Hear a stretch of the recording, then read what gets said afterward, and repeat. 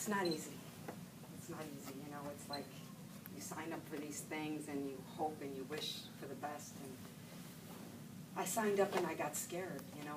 I found out my husband was competing, so in an effort to try to be funny and try to win, I even thought maybe I won't be funny and then maybe I'll let him win. Maybe things will be better. So I had to get real creative.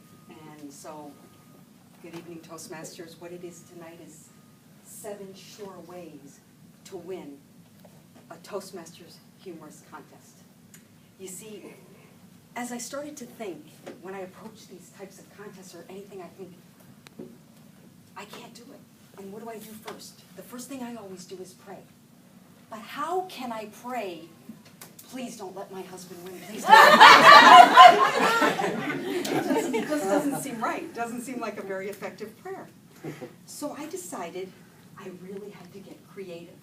And my thoughts were, I have to either eliminate the competition or intimidate the competition because I'm not funny.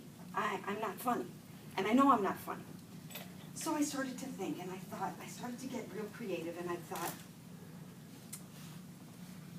maybe I could go to one of the competitors' homes and just let a little bit of air out of the tire. That's not really cheating, is it? You know, it's just one competitor, and it's just a little bit of air, so I don't think that's too harmless. I mean, it almost worked tonight. You saw it almost work. Then I thought, no, let me think if I can think of something a little bit more creative. I said, I'll get one of my children to call one of the contestants just before we get here and tell them they have a family emergency. Again, my only mission is not to win the contest, but to eliminate the competition. Because one time, I won a swimming meet, but there was no one competing, so I went home with the prize. And I realized that's a sure way to win, a guaranteed way to win. So after I've exhausted the tire, and also finding friends to possibly call other contestants, I thought, what else can I do? What else can I do? And you know something? I don't know if you're aware, but judges have a price. You know, you just have to find out prior to the meeting exactly what that number is. Now, Giovanni was easy. That was no problem whatsoever. So at least I had one judge in my corner. And if you can just access one, that's really going to help you. You know, and you just give them a lot of eye contact. You just tell them how wonderful they are, how much you enjoy their speeches, and you just schmooze a little bit. You get a little early and you schmooze. And then as I sat and I got real creative, I said, I need help, I'm not funny. I said, I know. I'm going to gather people to come and laugh. And many of these guests you think are here for Camille. And Camille even thinks they're here for him. But they're on my laughing squad. And they have been instructed to laugh and laugh at all times. Did you know that laughing is contagious? Just laugh and you'll see. He'll laugh and Grisel will laugh. And watch, look, there we go. There we go. There we go. So you just have to just keep laughing, and you'll see people will eventually catch on, and they'll even think you're funny, even if they don't know English. Look it's working. So then I thought, you know what, there's got to be more. There's got to be more that I can do, and what else can I get? What can I do? How can I eliminate the competition? So I had this little idea, a little super glue. I thought, what can I do with the super glue? And I had a couple of ideas.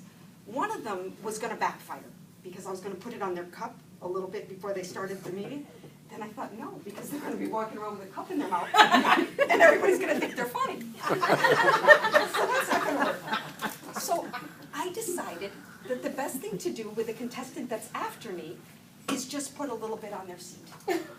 And that's going to be enough to humiliate them and prevent them from competing. Right, Orlando? Now the last one is cruel, but it works. This is only if you're competing with your spouse. This will only work if you're competing with your spouse. You see, a few days ago, he thought I was being very cute and very charming, and I was very subservient.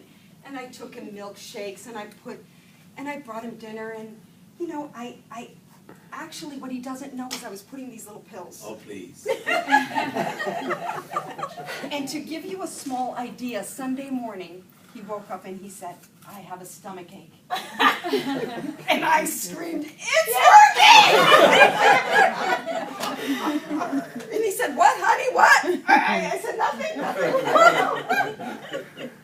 But by Monday, he was recovering rapidly. So I said, no. This stuff has to go. So I said, what can I do? So I found a new form of the same medication.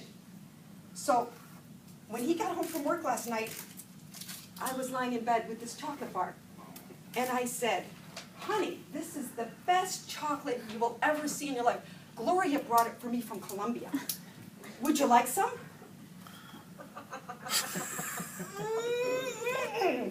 He loved that chocolate. So, I don't know if you noticed, but there was a slight delay tonight. He was a little bit late. So it almost worked. But the moral of the story is, if all else fails, and the 7 methods don't work to winning the Humorous Toastmaster contest, all things are possible with excellence.